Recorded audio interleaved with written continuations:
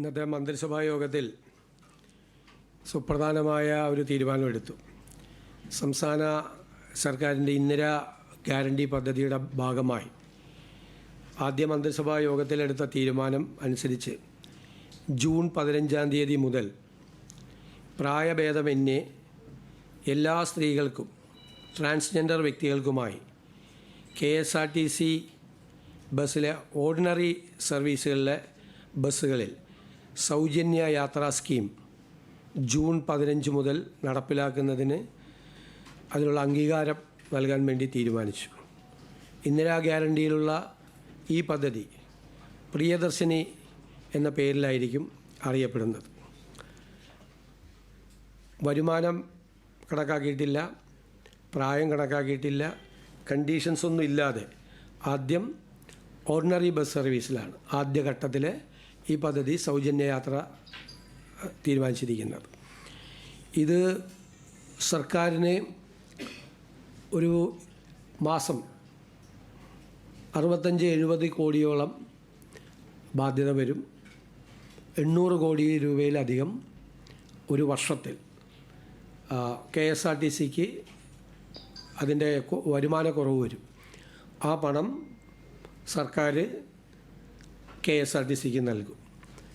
ഇപ്പോൾ KSRTCക്ക് 1500 കോടി എല്ലാ വർഷവും കൊടുക്കുന്നുണ്ട്. ശമ്പളവും പെൻഷനും ഉൾപ്പെടെയുള്ള കാര്യങ്ങൾക്ക് ഒരു മാസം 125 കോടി വെച്ചാണ് കൊടുക്കുന്നത്. അങ്ങനെ ഒരു വർഷം 1500 കൊടുക്കുന്നതിൻ്റെ കൂടെ ഇതിനാവശ്യമായ തുക ഏകദേശം 750-800 കോടിക്കും ഇടയിൽ ഇതിൻ്റെ തുക വരും. അല്ല, ഞാൻ പറഞ്ഞിട്ട് പ്രതിമാസം 65-70 കോടിയോളം വരും ഇതിൻ്റെ ചിലവായിട്ട് കണക്കാക്കിയിരിക്കുന്നത്. അതാണ് 750-800 കോടിയോളം രൂപ പ്രതിവർഷം വരും. അപ്പോൾ നിലവിൽ കൊടുത്തുകൊണ്ടിരിക്കുന്ന 1500 കോടി രൂപയ്ക്ക് പുറമെ ഈ പണം കൂടി സർക്കാർ KSRTCക്ക് നൽകും. KSRTC വരുന്ന 6 മാസത്തിനുള്ളിൽ അവരുടെ വരുമാനം വർദ്ധിപ്പിക്കുന്നതിന് വേണ്ടിയിട്ടുള്ള വിവിധ മാർഗങ്ങൾ ആരായണം എന്ന് അഭ്യർത്ഥിച്ചിട്ടുണ്ട്. ആ സർക്കാരിൻ്റെ അഭ്യർത്ഥന അവർ സ്വീകരിച്ചിട്ടുണ്ട്. 6 മാസത്തിനുള്ളിൽ KSRTCയുടെ വരുമാനം കൂടി കുറച്ചുകൂടി വർദ്ധിപ്പിച്ച് ഇതിൻ്റെ മറ്റൊരു ഘട്ടത്തിലേക്ക് കൂടി കടക്കാൻ പറ്റും എന്നാണ് സർക്കാർ കരുതുന്നത്.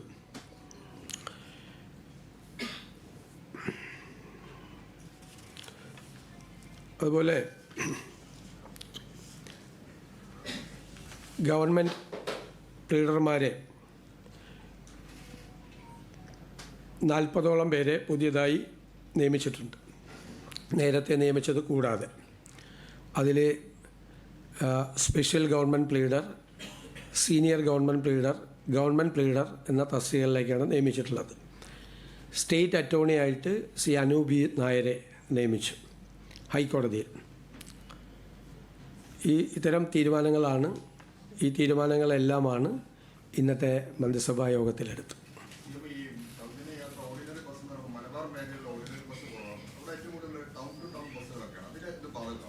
അല്ല, ഇത് ആദ്യഘട്ടത്തിലാണ് നമ്മളിത് നടപ്പാക്കുന്നത്. ഓർഡിനറി ബസ്സുകളിലാണ് നടപ്പാക്കുന്നത്.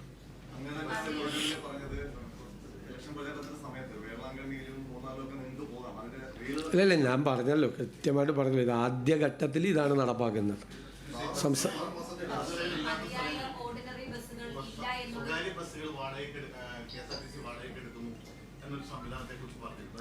അല്ല, അതിനെക്കുറിച്ചൊന്നും ഇപ്പോൾ അതിനെക്കുറിച്ചുള്ള തീരുമാനങ്ങളൊന്നുമില്ല. KSRTC ഒരു സ്വതന്ത്രമായി വരുമാനമുണ്ടാക്കാൻ കഴിയുന്ന തലത്തിലേക്ക് KSRTCയെ ഉയർത്തുന്നതിന് വേണ്ടിയിട്ടുള്ള നടപടികൾ ഗവൺമെൻറ് സ്വീകരിക്കും. കൂടുതൽ വാഹനങ്ങൾ വാങ്ങി, കൂടുതൽ ഷെഡ്യൂളുകൾ നടപ്പിലാക്കി, കൂടുതൽ പരസ്യങ്ങൾ നൽകി വരുമാനം വർദ്ധിപ്പിക്കുന്നതിനുള്ള നടപടികളുണ്ടാകും. ഇത് നമ്മൾ പ്രഖ്യാപിച്ച പദ്ധതിയുടെ ആദ്യഘട്ടമായിട്ടാണ്. ഇപ്പോൾ തന്നെ ഞാൻ പറഞ്ഞതുപോലെ 750-800 കോടി രൂപ ഒരു വർഷത്തിൽ ഗവൺമെൻറ്റിന് അധിക ചെലവ് വരുന്ന ഒരു പദ്ധതിയാണ് ആദ്യ വർഷത്തിൽ തന്നെ. അത് KSRTCയുടെ നില കുറച്ചുകൂടി മെച്ചപ്പെടുത്തിയിട്ട് 2ാം ഘട്ടത്തിനെക്കുറിച്ച് നമ്മൾ ആലോചിക്കും.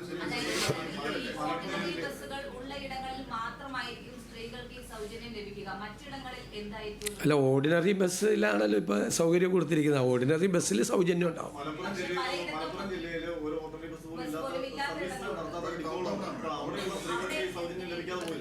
അല്ല, അവിടുത്തെ സർവീസുകളിലെ 28% ഉള്ളൂ KSRTC ബസ്സുകൾ. 28% KSRTC ബസ്സുകളുണ്ട്. തിരുവനന്തപുരത്തുള്ളത്തരം KSRTC ബസ്സുകൾ മലപ്പുറത്തില്ല എന്നുള്ളത് ശരിയാണ്. പക്ഷേ 28% ഉണ്ട്. ഓർഡിനറി ബസ് ഇല്ലായികയല്ല, 28% മൊത്തം സർവീസുകളിൽ 28% ഈ പറയുന്ന ജില്ലകളിലുണ്ട്.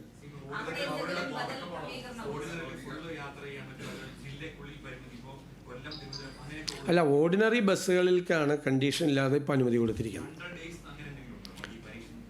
അല്ല, അതല്ല, അത് നമ്മൾ പഠിക്കണമല്ലോ. ഒരു പുതിയ സംവിധാനം ഏർപ്പെടുത്തുമ്പോൾ നമ്മൾ പഠിക്കും. അതിന് പരിമിതികളൊന്നുമല്ല. നമ്മളത് സ്റ്റഡി ചെയ്യും. എല്ലാ മാസവും നമ്മളത് റിവ്യൂ ചെയ്യും, എല്ലാ മാസവും. കാരണം ഒരു പുതിയ കേരളത്തിൽ ആദ്യമായി നടപ്പിലാക്കുന്ന ഒരു സ്കീമാണ്.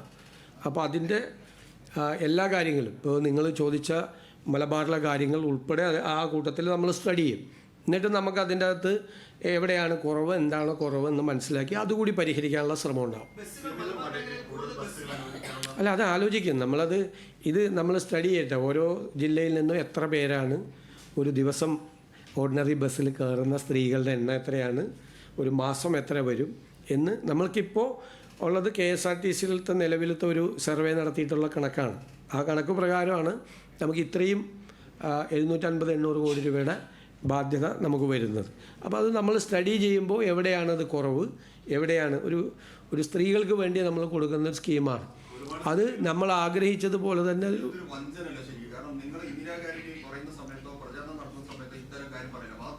താങ്കളടക്കം കേരളത്തിലെ സാമ്പത്തിക അവസ്ഥ നന്നായി പഠിച്ച ആളുകളാണെന്നല്ല പറഞ്ഞു നടന്നിരുന്നത്. അപ്പോൾ ഇത് അന്ന് ഇതേക്കുറിച്ച് ഒരു ചിന്ത ഇല്ലാതാണ്. പ്രത്യേകിച്ച് ഈ മലപ്പുറം ജില്ലയിലെ എല്ലാ ഓർഡിനറി ബസ്സും town to town, Tirur, Malappuram, Manjeri എല്ലാം. ഇത് 2-3 പ്രാവശ്യം ഇതേ ചോദ്യം തന്നെ 3 പേര് ചോദിച്ചിട്ട് ഞാൻ നല്ല ഭംഗിയായിട്ട് മറുപടി പറഞ്ഞതാണ്.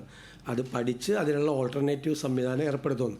പിന്നെ വഞ്ചന എന്നൊക്കെയുള്ള വാക്ക് ആളുകൾക്ക്, സ്ത്രീകൾക്ക് KSRTCയിൽ സൗജന്യ യാത്ര ഓർഡിനറി ബസ്സുകളിൽ അനുവദിക്കാനുള്ളൊരു സ്കീം 800 കോടി രൂപയോളം വരുന്നൊരു ബാധ്യതയുള്ള ഒരു സ്കീം പ്രഖ്യാപിച്ചിട്ട് വഞ്ചന എന്ന് പറയുകയാണെങ്കിൽ താങ്കൾ പ്രതിനിധാനം ചെയ്യുന്ന സ്ഥാപനത്തിൻ്റെ അഭിപ്രായമായിട്ട് അത് നാളെ എഴുതിക്കോ, സ്ത്രീകളെ വഞ്ചിച്ചു എന്ന് പറഞ്ഞു. അല്ലാതെ ഞാൻ വേറെ അഭിപ്രായമൊന്നും അതിനെക്കുറിച്ച് പറയുന്നില്ല.